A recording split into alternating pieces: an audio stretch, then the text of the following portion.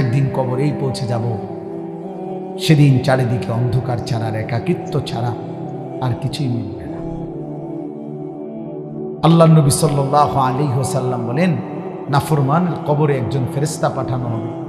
ওয়া ইউকাইয়াদু লাহু মালাকুন, এই ফেরেশতার তিনটা গুণ, আবকাম, আসাম্মু, আ'মা। ওই ফেরেশতাটা বোবা, ফেরেশতা কানে শোনে না, ফেরেশতা চোখে দেখে না। এই তিন গুণে গুণান্বিত একজন ফেরেশতা নাফরমান পাপীর কবরে আসবে। নবী সাল্লাল্লাহু আলাইহি ওয়াসাল্লাম বলছেন, বোবা, বধির, অন্ধ। তখন আল্লাহ নবী সাল্লাল্লাহু আলাইহি ওয়াসাল্লাম বলেন, ইউদরাবু লাহু বিমিতরাকাতিন মিন হাদিদ। এই ফেরেশতা ওই নাফরমানকে এমন লোহার মুগুর, লোহার গুর্জ দিয়ে আঘাত করবে, তরবাতান বাইনা উযুনাইহি, তার দুই কান বরাবর মাঝখানে। ফায়াসিহু সাইহাতান, তখন সেই নাফরমান এত জোরে চিৎকার করবে, ইয়াসমাউহা মান ইয়ালিহি ইল্লা সাকালাইন, মানুষ এবং জিন ব্যতীত আল্লাহর সমস্ত সৃষ্টি এই বেঈমানের চিৎকার শুনতে। কি বুঝা ফুর্তি করতেছো ভাইয়া? হ্যাঁ, মানে আসলে কি বলো ভাই? রাগ হইও না, বলো কোথায় গিয়ে থামবা শেষ পর্যন্ত? বলো, একদিন তো একদিন থাইমা যাইবা, তুমিও আমিও। কোথায় গিয়ে থামবা? কোরআন শরীফে আছে, ইসরাফিল ফু দিলে মানুষ পাগলের মতো ছুটবে। কিয়ামত শুরু হলে তখন লোকের একজন আরেকজনকে জিজ্ঞেস করবে, আইনাল মাফার, পালাবো কোথায়? কাল্লা লা ওয়াজার, আল্লাহ নিজেই তখন বলে, না বান্দা, আজ আর কোথাও আশ্রয় নেই। ইলা রাব্বিকা ইয়াউমাইদিনিল মুস্তাকার, সেদিন ঠিকানা, আশ্রয় শুধুই তোমার রব আল্লাহর নিকট। ইউনাব্বাউল ইনসানু ইয়াউমাইদিন বিমা কদ্দামা ওয়া আখরা, আর সেদিন আল্লাহ তোমাকে জানাবে তোমার হায়াতে, তুমি বেঁচে থাকতে যা করেছ, তোমার মৃত্যুর পরে তোমার নামেও যা জমা হয়েছে। হ্যাঁ, যে ছেলেটারে তুমি চরিত্রহীন বানাইছো, আল্লাহর কসম, আল্লাহর কসম, ওই যতগুলো গুনাহ করছে নাফরমান, মনে রাখিস তোর আমল নামা তো লেখা হবে। কারে বিড়িখানা শিখাইছো তো মনে রাখো, ওইতে তোমার মরার পরও যখন বিড়ি খাবে তোমার আমল নামার মধ্যে বিড়ির গুনাহ আসবে। কারে জুয়া খেলা শিখাইছো, কারে মদ খানা শিখাইছো, নেশা, কারে নারীর ফান্দে ফাঁসাইয়া দিছ, হ্যাঁ, তার গুনাহগুলোও তোমার আমল নামায় জমা। আবার যে কাউকে আল্লাহর দিকে ডাকছে, কোরআনের দিকে ডাকছে, নামাজের দিকে ডাকছে, আখিরাতের দিকে ডাকছে, সেই ডাকেও যারা ফিরে আসছে, ইনশাআল্লাহ আল্লাহর কসম, ওই মানুষগুলোর সমস্ত বন্দেগীর সওয়াব ওই আহ্বানকারীর আমল নামাতেও জমা হইতে থাকে। হ্যাঁ, ইউনাব্বাউল ইনসানু ইয়াউমাইদিন বিমা কদ্দামা ওয়া আখরা, আলিমাত নাফসুম মা কদ্দামাত ওয়া আখরা ওয়া নাকতুবু মা কদ্দামু ওয়া আথারাহুম। এসব একই অর্থ, সব এক কথা। এজন্য আজকে আমরা নিয়ত করি, রাত গভীরে, সময় খুব লম্বা করার দরকার নাই ভাইয়া, আমি সবার কাছে অনুরোধ করি, গুনার রাস্তা ছেড়ে দিই, আমিও আপনি। বলেন ইনশাআল্লাহ। নিজেরে বাপ কষ্ট করলেন বউ বাচ্চার লাইগা, কিন্তু শেষ বয়সে এই যে একটা কথা কইলাম, যে একটা টেলিভিশন, একটা নাচ গান, একটা গুনার জন্য স্বীকৃতি দিয়া আপনি দায়ুস হইয়া কবরে গেলেন, আমি কেমনে জান্নাতে যাইবেন? জীবনটাও কষ্ট করলেন, কবরেও কষ্ট পাইবেন, লাভ হলো কি লাভ? হ্যাঁ, সংসারের যিনি অভিভাবক, এই বেচারা সব সময় প্রয়োজনীয় জিনিস কম ভোগ করে, এটা নিয়ম।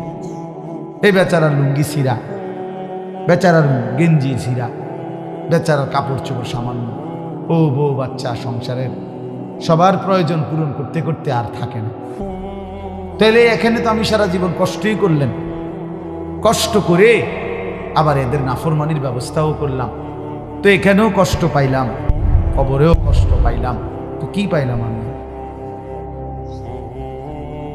খাসিরাত, দুনিয়াও বরবাদ হলো, আখিরাতও বরবাদ হলো। ওয়া খাসিরা হুনালিকাল মুবতিলুন। এজন্য বন্ধু চলেন, বাবা বয়স্ক যারা আছেন তাদেরকেও, অভিভাবক যারা, পর্দার আড়ালের যারা মা বোন আছেন তাদেরকেও বলি, এক মায়ের জিম্মাদারি যে কোনো মূল্যে সন্তানকে নামাজি বানানো। বাবার জিম্মাদারি, আপনার জীবনের পরিচয় এটা। আপনি এগুলো শুনাইয়েন না, যা ফোলা বিদেশ পাঠাইছি, সার্কি দেওয়াইছি, বিল্ডিং করে দিছি, বাজারে ভিট লইয়া দিছি, আমি নিজে থাকিয়া হুজুর দোহান ঘর করে দিছি। ইডি কইন তো, ইডি হুদ্দা, ধোকা, ফালতু কথা এগুলো। এগুলো তো দুনিয়াদার বলবে। মোমেন কেন এগুলো বলবে? মোমেন বলবে আমার ছেলে 5 ওয়াক্ত নামাজি। মোমেন বলবে আমার ছেলে বউ পর্দানশীল, আমার মেয়ে পর্দানশীল, আমার নাতি নাতি সব নামাজি। ইমানদার এটা বলবে, ইমানদারের এটা পরিচয়। আমার আব্বা মরবার সময় 25 জন আমার বাবার বংশধর, 5 ভাই 3 বোনের জীবুত মিল্লা, ভাই বোন মিল্লা, আমরা 25 জন আল্লাহর কোরআন পড়তেছিলাম ঘরে। আব্বার শেষ অবস্থা, এই সময় আব্বা ইন্তেকাল করছে। খালাস, মারে বলছি মা কান্দেন না। ফেরেশতা একটু পরে জিজ্ঞাসা করবে, আব্বারে মার রব্বুক, আলী আশরাফ, তোমার রব কে? আমার বাবার নাম আশরাফ, যে আমার নামে দেখেন না আশরাফি, তো তোমার রব কে? আমার আব্বা বলবে, ফেরেশতা ওই যে উপরে যে 25 জন যার কোরআন পড়ে উনি আমার রব।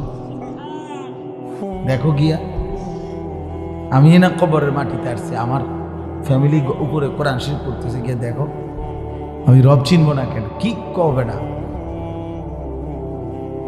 রব চিনবো না কেন? রব চিনেছি বলেই তো পুরা খানদান আল্লাহর কোরআনের জন্য ওয়াকফ করে দিয়েছে। রব চিনবো না কেন? আলহামদুলিল্লাহ। আল্লাহ তাআলা আপনাদেরকেও আমাদের সকলকে মাফ করে দেন। আমরা সবাই ফিরে আসা উচিত আল্লাহর দিকে। তুবু ইলাল্লাহি জামিআন আইয়ুহাল মুমিনুন লাআল্লাকুম তুফলিহুন। আল্লাহ বলেন, আমার ইমানদার বান্দা সকলেই তওবা করে আমি আল্লাহর দিকে ফিরে আসো, তাহলেই একমাত্র সফল হবে, কামিয়াব হবে, জান্নাতি হবে। আনিবু ইলা রাব্বিকুম ওয়া আসলিমু লা।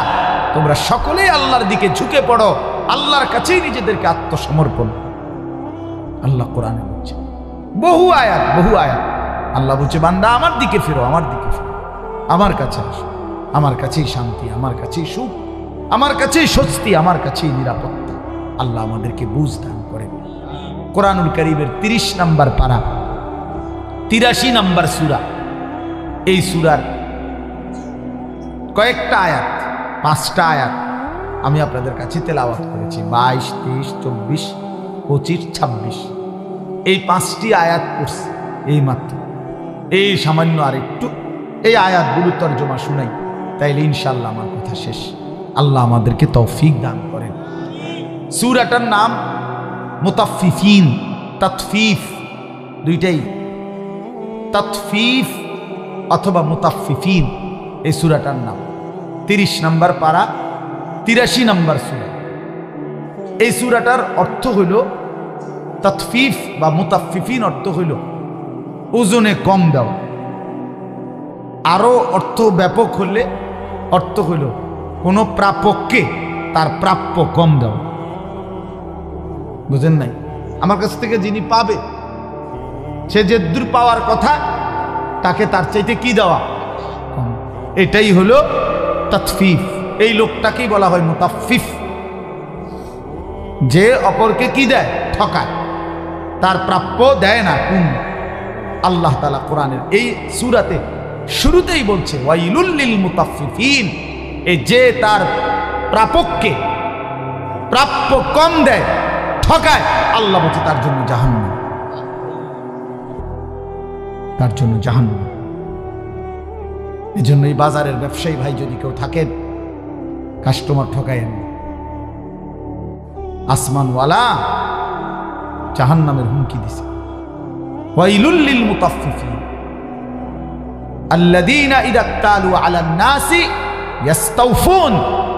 আল্লাহ বলে, কেমন নাফরমান শোনো, যখন নিজে মানুষ থেকে নেয়, কারো কাছ থেকে, তখন পূর্ণ নেয়, ওয়া ইদা কালুহুম আও ওয়াজানুহুম ইউখসিরুন, যখন অন্যকে দেয় তখন কমায়।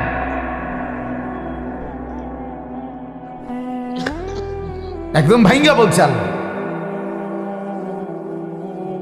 আলা ইয়াযুন্নু উলাইকা আন্নাহুম মাবউসুন। আল্লাহ বলে এরা কি ভাবে না যাদেরকে হাসরের ময়দানে উঠানো হবে? কেমনে বলে আল্লাহ ডাইরেক্ট, এই নাফরমান তুই কি বুঝছ না তুই যে হাসরের ময়দানে উঠবি? কামটা কি করলি? কেমনে মানুষকে ঠকাইলি? কেমনে অন্যের উপরে জুলুম করলি? এই জন্য 1 নাম্বার কথা এটা, কাউকে তার প্রাপ্য ঠকাবেন না। এখন আসেন তাফসীরের মধ্যে লিখছে আল্লাহর হক, বান্দার হক। এই আল্লাহর যা হক, মানে আল্লাহর জন্য যা কিছু আল্লাহ করতে বলছেন, এবং মানুষের সাথে আমাদের যত হক আছে, এই আল্লাহর হক, বান্দার হক, কোনোটার মধ্যেই কম করা এটাই তাতফিফ, তার জন্যই জাহান্নাম। এই জন্য তাফসীরে স্পষ্ট, মারিফুল কোরআনে পড়ে দেখো, তাফসীর স্পষ্ট আছে। হযরত আব্দুল্লাহ ইবনে আব্বাস রাদিয়াল্লাহু তাআলা আনহুমা তিনি দেখছেন কেউ একজন নামাজের রুকু সেজদার মধ্যে ত্রুটি করতেছে, কমতি। তিনি স্পষ্ট বলছেন, তুমি আল্লাহর হকের মধ্যে ত্রুটি করলা তো তোমার জন্য ওয়াইলুল লিল মুতাফফিফিন, তোমার জন্য জাহান্নামের ঘোষণা শুনো। এটা আল্লাহর হক, নামাজ যথোপযুক্ত আদায় করতে হবে। 2টা সেজদা, এমনি একটা উঠতে মাথাটা একটু উঠে একটা বাড়ি মারে, ফাজলামি করেন, হ্যাঁ মস্কারি করেন, এটা নামাজ? এটা কোনো সেজদা হইল? মাথা একটু উড়াইয়া একটা মাইরা দিয়েছে, রুকুর থেকে মাথা একটু উড়াইতে উড়াইতে না, এটা আবার নিচের দিকে যায় না। হ্যাঁ এটা দুর্বল, অত সাদওয়ানে হাবড়ার আওয়াজে মানুষ বাহিরা বইতে না। হ্যাঁ একবার কুদ্দা উড়ে, কিন্তু এখানে কোথায় নামাজের বেলায় আসে, এখানে এসে কুমায় কেন? এমনি মোটরসাইকেল চালায়, মসজিদে আইলে মসজিদে আইলে ব্যারাম, তো মোটরসাইকেল চালান কেমন? এমনি কথা বলেন না কেন? দুনিয়াটা চরকির মতো দৌড়ায়, সারা দুনিয়া ভালো, মসজিদে আইলে ব্যারাম হবে না।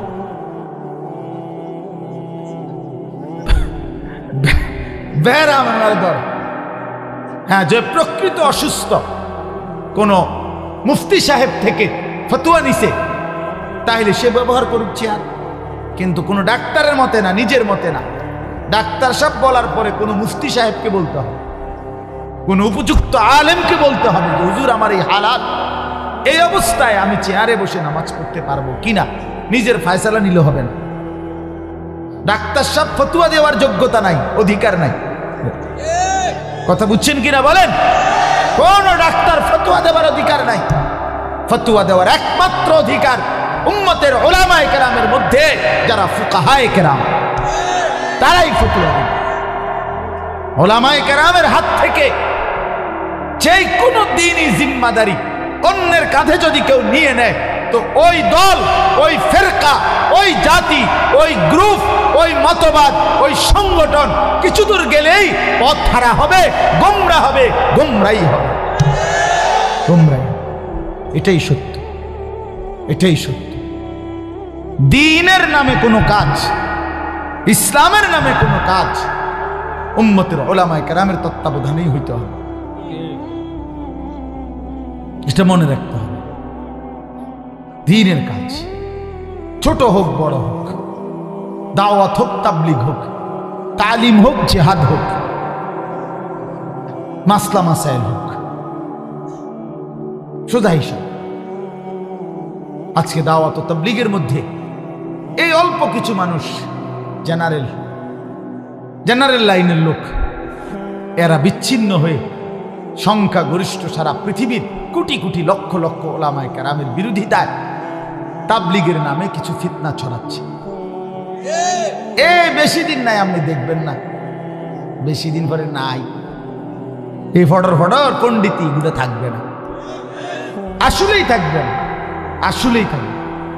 1450 বছরের ইতিহাসে উম্মতের সংখ্যাগরিষ্ঠ ওলামায়ে কেরামের বিরোধিতা করে কোন ফেরকা, কোন মতবাদ পৃথিবীতে ইসলামের নামে প্রতিষ্ঠিত হয়ে টিকে থাকতে পারে নাই, পারে নাই, পারবেও নাই। এই 7 গ্রুপও থাকবে না, এগুলো এতাতি নাকি জাত গ্রুপ কয়, কিচ্ছু না এগুলা। গণা তো ধরার কোনো বিষয় না, এগুলো কোনো গণার কোনো বিষয় না। এই 2-3 দিন একটা সময় দেখবেন যে হারায় গেছে কোনখানে, পাত্তাও নাই। উলামায়ে কেরাম, আল্লাহ তাআলা কুরআনুল কারীমের মধ্যে বলছে ওয়াজাআকুমুন নাযীর। আল্লাহ তাআলা প্রত্যেক জামানায় সুম্মা আওরাসনাল কিতাব আল্লাযীনা ইসতাফাইনা মিন ইবাদিনা, আমি আমার কোরআনের জন্য প্রত্যেক জামানায় আমি আমার মনোনীত বান্দা উত্তরাধিকার হিসাবে আল্লাহ বলেন আমি বানাইতেই থাকবো। আল্লাহ বলছে আমি কোরআনের ওয়ারিস বানাবো, আর নবী ওয়ারিস বলছে আল উলামাউ ওয়ারাসাতুল আমবিয়া। তাহলে এই কথার দ্বারা বোঝা যায় আল্লাহ তাআলা বুঝাইছেন প্রত্যেক যুগে যুগে উম্মতের দিক নির্দেশনা দেওয়ার জন্য উত্তরাধিকার উলামায়ে কেরাম আমি আল্লাহই বানাইতে থাকবো। বলেন আলহামদুলিল্লাহ। এজন্য বাপ এটা মনে রাখা। তাইলে আপনাদের কাছে অনুরোধ, আল্লাহর হক বান্দার হক, কোনো কিছুতেই কমতি না করেন। নামাজ সুন্দর করেন, কোরআন শরীফ সুন্দর করেন, রুকু সেজদা সুন্দর করেন, তাসবিহ তাহলিল সুন্দর করেন, শুদ্ধ করেন। 100 দানার তসবিদে ফইরালান 1 মিনিটে, কি তাই? এটা কি মেশিন? মেশিনটা কি তাই? হ্যাঁ,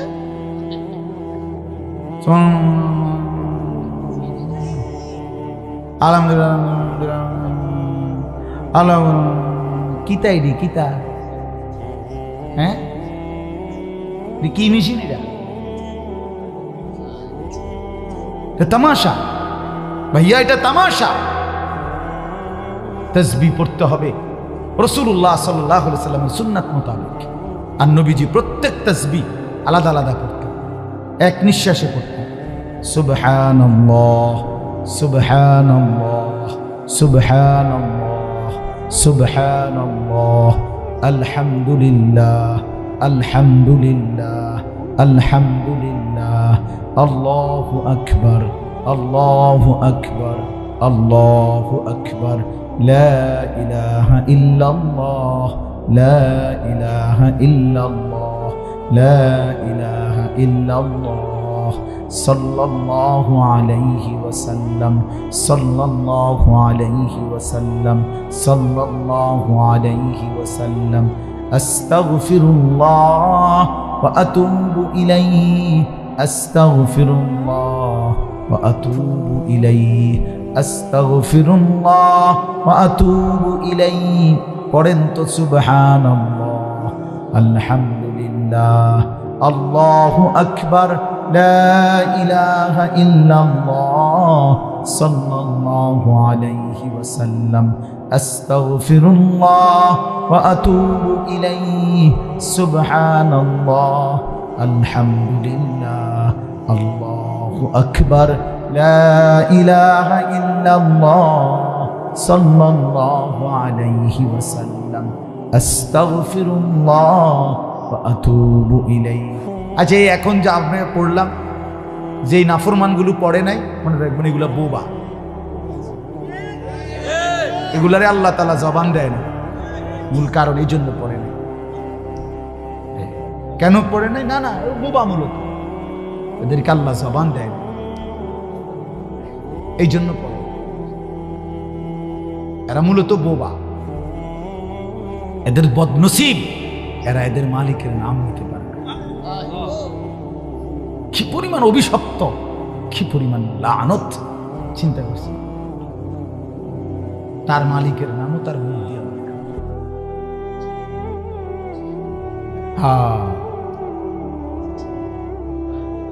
আল্লাহ আল্লাহ বুঝ দান করে। অথচ হাদিসের মধ্যে আছে, নবী সাল্লাল্লাহু আলাইহি ওয়াসাল্লাম বলছেন, হাসরের ময়দানে জান্নাতে গিয়া পর্যন্ত জান্নাতি বান্দা আফসোস করবে, আহা দুনিয়ায় যদি আরো কিছু সময় আল্লাহর জিকির করতাম। আরো কত, আল্লাহর কসম, এটা হাদিস। জান্নাতি বান্দা আফসোস করবে, অথচ জান্নাতে কোনো আফসোস নাই, হাসরত নাই। সেই জান্নাতি বান্দা পর্যন্ত বলবে, আমি যদি আর কিছু আসি তাসবিহ পড়তাম, তাইলে আমি জান্নাতের মধ্যে আরো উঁচা মাকাম পাইতাম, আরো উঁচা মাকাম পাইতাম। এজন্য আল্লাহর হক ঠিক মতো আদায় করে। আপনি বলবেন এভাবে পড়লে হুজুর সময় বেশি লাগে। আমি আমার শায়েখ আল্লামা মুফতি মুশতাকুর নবী সাহেব হুজুরে আমি বলছিলাম, হুজুরে আমার বলছে, মাওলানা সময় আপনার আব্বার, এই কথাটা বলছি, সময় আপনার বাপের নি। কথা বলেন না কেন? আপনারা বলে সময় আপনার আব্বার সময়, কার? কথা বলেন না, কার সময়? তো যার সময় তার নাম নিলে সেই সময় ব্যয় বেশি হইলে আপনার সমস্যা কেন? তো আল্লাহর দেওয়া সময়, হায়াত আল্লাহ, ঘন্টা মিনিট সেকেন্ড কার দেওয়া? তো তার নাম নিবেন না? তার নাম নিতে সময় নষ্ট হয়, আস্তাগফিরুল্লাহ। তাহলে সময় কামে লাগে কি? আল্লাহর নাম নিলে যদি সময় নষ্ট হয়, তো সময়টা কামে লাগছে কি দিয়া? বন খাইয়া। কথা বলেন, বন খাইলে সময় কামে লাগে নাকি? বিড়ি খাইলে সময় কামে লাগে? তো কি কি খাইলে? ভাতের থালা। সময় কামে লাগে কখন? তাইলে জীবনে এর চাইতে উত্তম সময় আর কোনটা, যে সময় মালিকের নাম নিছে? আল্লাহ আমাদেরকে বুঝার তৌফিক দান করুন। তাহলে আল্লাহর হক, ওযু, গোসল, নামাজ, রোজা, হজ, যাকাত, এই সব কিছু যেগুলো, এগুলো সঠিকভাবে আদায় করা ইসলামে একটা গুরুত্বপূর্ণ বিষয়। বাপ, এক হলো আল্লাহর জন্য করা, আর এক হলো বিশুদ্ধভাবে করা। উভয়টা মিললে জান্নাত। করছেন আল্লাহর জন্য কিন্তু ভুল, কথা বোঝেন নাই, হবে না। করছেন সঠিক কিন্তু আল্লাহর জন্য না, মানুষের দেখানোর জন্য, তাইলেও হবে। দুইটা ঠিক হইতে হবে, বাহ্যিকভাবে সহি হইতে হবে, বিশুদ্ধ, আর আভ্যন্তরীণভাবে ইখলাসওয়ালা, আল্লাহর জন্য হইতে হবে। দিলে থাকবে আল্লাহর জন্য, সারা অঙ্গে থাকবে নবীজির তরিকা মতো বিশুদ্ধ। আপনি যদি আপনার মতোই কোরআন শরীফ আজীবন করেন, তো নবীজি কেন আসলো? কথা বলেন না কেন? নবী কেন আসলো? তাইলে 30 পারা কোরআন এক নবীর উপরে আল্লাহ কেন নাজিল করলেন? তিনি কেন শুনাইলেন?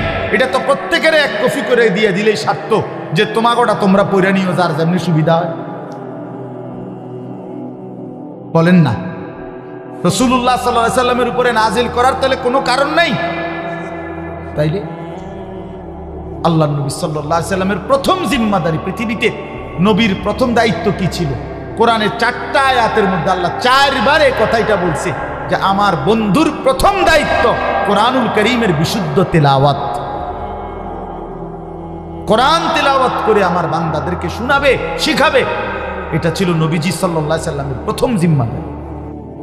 এজন্য যার কোরআন শরীফ অশুদ্ধ, নবী পাক সাল্লাল্লাহু আলাইহি সাল্লামের সাথে তার কোনো সম্পর্কই নেই, সম্পর্কই নেই। হ্যাঁ হ্যাঁ, এটা সাফ বললেন, ওরা অশুদ্ধ ব্যক্তি, কোরআন শরীফ অশুদ্ধ। যার আপনার কিসের সম্পর্ক নবীজির সাথে? তার 23 বছরের, আচ্ছা নবী সাল্লাল্লাহু আলাইহি সাল্লামের 23 বছর নবুয়তের জীবন কয় বছর? কোরআন ছাড়া কোন দিন ছিল বলেন ভাই? কোরআনবিহীন কোন দিন? তাইলে তাইলে তিনি কোরআন শুনান নাই, কোরআন পড়েন নাই, কোরআন পড়ান নাই, কোন দিন? তাইলে তাহলে যেই কোরআন তার পুরো 23টা বছর ধরে ছিল, আপনি সেই কোরআনে পড়তে পারেন না, সেই কোরআনের সাথে আপনার সম্পর্ক নাই, সেই কোরআনের তিলাওয়াতই করতে জানেন না, আপনি কিসের নবীর উম্মত? কোন নবীর আশিক? আমনে না কইতেন পারেন? আপনি কিসের আশিক? আশিক মানে এমনি ডোলন হুদাক, হ্যাঁ, গজলের তালে তালে ডোলা, এর নাম আশিক। 23 বছরের আল্লাহ নবী সাল্লাল্লাহু আলাইহি সাল্লামের এই পুরা জিন্দেগি, এর বিনিময়ে শুধু এই বিরিয়ানির ফুটলা আর 1 প্লেট খিচুড়ি আর 2টা জিলাপি, হ্যাঁ, এটা ইনসাফ, এটা ইনসাফ। এই পরিমাণ তায়েফে পাথর ঝরাইলেন যিনি, পাথরের আঘাতে সারাটা শরীর যিনি রক্তাক্ত করলেন, পায়ের জুতা মোবারক পায়ের তালুর সাথে লাইগা গেছে জমাট রক্তে। আল্লাহ নবী সাল্লাল্লাহু আলাইহি সাল্লাম পেটের ক্ষুধায়, পেটের মধ্যে কষ্টে পেটে পাথর বাঁধছেন। দান দান শহীদ করা রক্ত ঝরিয়ে উহুদের ময়দানে বেহুশ হয়ে ঘন্টার পর ঘন্টা পড়েছিলেন। ঘরের চুলায় 3 মাস আগুন জ্বলে নাই, রান্না করা খাবার খান নাই 3 মাস টানা। আল্লাহর কসম হাদিস যে নবী তায়েফের পাথরের আঘাতে রক্ত ঝরাইলেন, ক্ষুধার কষ্টে পেটে পাথর বাঁধলেন, সারা রাত উম্মতের জন্য। আম্মা জান আয়েশা বলছে, দিনের পর দিন আমি দেখছি নবী সারা রাত উম্মতের জন্য এশার পরে দাঁড়াইতেন, ফজরের আজান পর্যন্ত চোখের পানি ফেলে কাঁদতেন আর দোয়া করতেন। এত চোখের পানি, এত রক্ত, এত ক্ষুধার কষ্ট বিনিময়ে 1 প্লেট খিচুড়ি দাও। এই ছিল নবীজির এই 23 বছর। এর বিনিময়ে আমরা এই দিলাম। আমগো দোকানে পাঠে, আমগো ঘরে মাঝে মধ্যে 2-1টা অনুষ্ঠান, এই 20 মিনিট 30 মিনিটের একটা অনুষ্ঠান আর সামান্য একটু খানা দানা, এ খালাস। রাসূলুল্লাহ সাল্লাল্লাহু আলাইহি ওয়াসাল্লাম ইনসাফ করেন ভাই, ধাক্কাধাক্কি না, ধাক্কাধাক্কি না। আল্লাহর কসম আমি ধাক্কাধাক্কির মানুষ না, আমি পছন্দও করি না, আমি কারো অকল্যাণ চাই না। কিন্তু আমার বুঝানোর বিষয়টা হলো, এত বড় মহান নবী, এত বড় শ্রেষ্ঠতম রাসূল, হোসনে ইউসুফ দামে আইসা ইয়াদে বাইদা দারি আচে খুব আহমা দারান তু তন্হা দারি। আল্লামা ইকবাল বলছে, ও নবী মুহাম্মদ, 1.25 লক্ষ আম্বিয়ার যত গুণ আছে আপনার মাঝে যদি তালাশ করি, একা বন্ধু সব আপনার মাঝে খুঁজে পাই। এত বড় রাসূল তিনি, 1.25 লক্ষ নবীর সমস্ত সিফাত আল্লাহ তাআলা যার মধ্যে দিয়েছেন। वो खालिकियत में बेमिसाल, ये हुस्न सूरत में बेमिसाल। আল্লাহ যেমন সৃষ্টিকর্তা হিসাবে তুলনাহীন, এই মুহাম্মদ সাল্লাল্লাহু আলাইহি সাল্লাম সৌন্দর্য এবং গুণাবলীতে তুলনাহীন। ইনি সৌন্দর্য অসাধারণ, আভ্যন্তরীণ গুণাবলীতেও অসাধারণ। এত বড় দামি রাসূল, এত বড় শ্রেষ্ঠ নিয়ামত আল্লাহ আমাদেরকে দিয়েছেন। এই বিনিময়ে নবী সাল্লাল্লাহু আলাইহি সাল্লামের প্রতি আমাদের এটুকু জিম্মাদারি। বলেন বাবা, এটা ইনসাফ, এটা ইনসাফ। মাথার চুল থেকে পায়ের নখ পর্যন্ত সুন্নাতের কোনো নমুনা নাই। ঘরের সামনের রুম থেকে ভিতরের রুম পর্যন্ত সুন্নাতের কোনো নমুনা নাই। জিন্দেগির কোনো জায়গা, কোনো দিন সুন্নাতের নমুনাও নাই। খানার আগে কোন দোয়াটা পড়তে হয় কদুর এটাও কইতে পারে না। হায় হায় মুসলমান, বাথরুমে ঢুকতে দোয়াটা কি এটাও কদ্দুর কইতে পারে না। মসজিদে ঢুকতে কোন দোয়াটা পড়তে হয় এটাও জানে না। ঘরে ঢুকতে, ঘর থেকে বের হইতে কোন দোয়াটাও পড়তে হয় উম্মত এটাও জানে না। এই এত 40, 50, 60 বছরে একটা দোয়াও পড়তে পারেন না নবীজির শেখানো। আপনি কেমনে দাঁড়াইবেন নবীর সামনে? ওই বাপ বলেন না, কেমনে দাঁড়াইবেন? ওরে বাবা বলেন না, কেমনে দাঁড়াইবেন? যে মুখে বিড়ি সিগারেট, এই দুর্গন্ধওয়ালা মুখ নিয়ে নবীজির সামনে কেমনে দাঁড়াইবেন? বলেন চাচা, আপনি বলেন কেমনে দাঁড়াবেন? আল্লাহর নবী সাল্লাল্লাহু আলাইহি ওয়াসাল্লাম 1 সেকেন্ডের জন্য দুর্গন্ধ পছন্দ করতেন না। চির সুগন্ধিময় ছিল নবী সাল্লাল্লাহু আলাইহি ওয়াসাল্লাম। 24 ঘন্টা যিনি সুগন্ধিময় ছিলেন, মেশকের ঘ্রাণ বের হতো। আল্লাহর নবী সাল্লাল্লাহু আলাইহি ওয়াসাল্লাম কখনোই তিনি দুর্গন্ধ পছন্দ করতেন না রে বাপ। ওলামায়ে কেরাম আপনি জিজ্ঞেস করে দেখেন, নবী সাল্লাল্লাহু আলাইহি ওয়াসাল্লাম বলছে 3টি জিনিস দুনিয়াতে আমার সবচেয়ে প্রিয়, এর মধ্যে 1 নাম্বারটাই হচ্ছে আতিব, আতর, সুগন্ধি। কয়টা? কয় নাম্বার? 1 নাম্বার আতিব। একদিন জুমার নামাজে সাহাবায়ে কেরাম নবীজির খুতবার সময় সাহাবায়ে কেরামের মধ্যে কারো একজন থেকে ঘামের গন্ধ নবী সাল্লাল্লাহু আলাইহি ওয়াসাল্লামের নাকে লাগছে। আল্লাহর নবী সাল্লাল্লাহু আলাইহি ওয়াসাল্লাম বলছে, গুসলুল জুমআতি ওয়াজিবুন আলা কুল্লি মুহতালিম, প্রতিটি প্রাপ্তবয়স্কের জন্য জুমার দিন গোসল করা বাধ্যতামূলক। এত এত গুরুত্ব দিচ্ছেন তিনি। সামান্য নবীজি বলছেন, যে ব্যক্তি পেঁয়াজ রসুন কাঁচা খেয়ে সে যেন আমাদের মসজিদে না আসে। তার এই গন্ধ কষ্ট হয় আমাদের ফেরেশতাদের, ইমানদারদের। সেখানে পেঁয়াজ রসুনের গন্ধ যদি কষ্টকর হয়, তো বিড়ি সিগারেটের গন্ধ? হ্যাঁ, কথা বলেন না কেন? আমি তো এই জন্য বলি, পৃথিবীতে ওই মহিলা, ওই স্ত্রী যার স্বামী বিড়ি সিগারেট খায়, এই মহিলার জন্য তার জীবনের সবচেয়ে বড় অভিশাপ তার জামাই ওই বেটা বিড়ি সিগারেট খায়। কারণ এই বেটি বছরের পর বছর এই দুর্গন্ধ সহ্য করে জীবনটা কাটাইতেছে। এই মহিলার জীবনের অভিশাপ, অভিশপ্ত এই মহিলার জীবনটা। এই বেচারি কষ্ট করতে আছে আজ এতটা বছর, এই দুর্গন্ধওয়ালা বেটার লগে জীবনটা কাটাইতেছে। এরপরেও যদি কারো শরম হয় তো সে ছেড়ে দেয়। আর নইলে না, হুজুর আমনে একবারে দরকার হইলে জামা খুইলালাম, হ্যাঁ আমি আমারটা তা আছি তো ঠিক আছে বাবুরে, আর কারে আর কে কন্যান্নি কোন হালাই। এতটুকু বিবেক দিয়া ভাবেন, নাহলে যুক্তি দেন, একজন যুক্তি দেন, এর পক্ষে একটা যুক্তি দেন, এটার কোনো কল্যাণ, এটার কোনো মঙ্গল আপনি বল, আমি মাইনা নিব, আমি শুনব। একটি লাভ বলে। আগুন কোরআন শরীফে আছে, কোরআন শরীফ বাইর কর,